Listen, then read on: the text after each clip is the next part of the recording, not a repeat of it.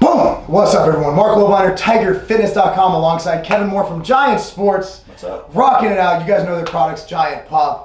Got that rush, delicious protein. They're in town right now, but I want to ask the man here. I know you periodize your training, cycling between high reps and high weight. Right. Now, can you explain what you do on that? I'm always high volume as far as my training goes, but if I'm trying to gain some strength or some size, I actually cut the weight really high and the reps down a little lower, 8 to 12 or so, sometimes 6, depending on how heavy I'm going to go. I'll do it for 4 weeks, but I'm going to get a lot of sets in.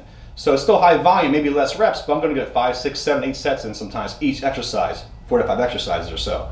And after 3 or 4 weeks, something like that, I'll cut the weight up. You know, as far as go lighter, my reps will be higher, 15, 20, 30 reps even, same amount of sets. So I'm going even more high volume, but I'm not getting as much strength behind it, not getting as much hard muscle fiber breakdown. So I'm going to go even more reps and more sets to get more, higher volume in that way. So how often do you do that? So how many weeks, let's say, if you're doing heavy, and then you go to lighter? And I'm all about how I feel. So I don't give myself a set time. If I'm 3 weeks in, I'm starting to feel like I'm getting a great result from it, I'll keep going to a 4th week. Otherwise, I'll change around 3 weeks or so. If I'm still making progress, that's the whole point. So I'm not going to change it yet. When I stop making progress, I'll change. But 3 to 4 weeks is the sweet spot for me. The thing is, your joints, like you do the heavy weight all the time, your joints start to wear down. Of course. Your nervous system starts to get beat up. It's almost like an extended deload. I like to do the lower weight for 1 to 2 weeks. Right. And if I feel right, or sometimes I go to the gym that day and I'm like, you know what? It's time to go heavy. Of course. But I think a lot of people forget that periodizing is a good thing. You can't have constant linear progress.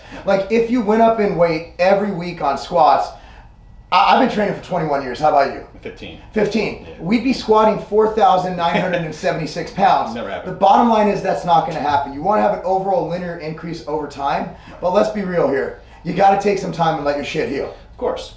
And one thing about when you go actually less weight, higher volume that way with higher reps is you can actually sculpt your muscles out, give them a little bit less aches and joints and stuff like that, a little more recovery time while you're trying to go back to heavy weights again. So it's good to deload. Never keep going up in weight. You can't, obviously, like Marc said. Yeah, and I'm not one of those guys who could take a week off and be like, okay, I'm just going to chill this week. I don't do rest weeks or rest days even. I go work 7 days a week. So. Nah, fuck that. Yeah. Anyway, guys, thanks for watching Periodizing. Good way to go. Now, Giant Sports.